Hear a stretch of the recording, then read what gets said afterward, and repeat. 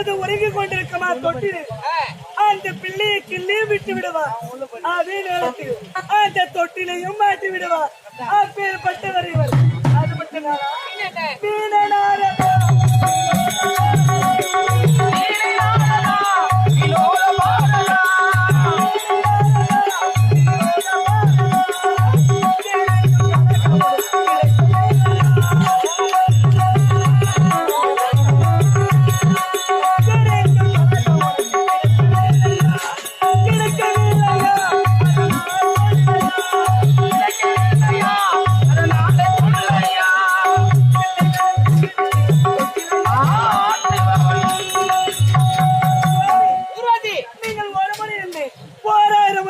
சொன்னாலும் உங்கள் முன்னில் எல்லா நாட்டியத்தை தொடங்குவது.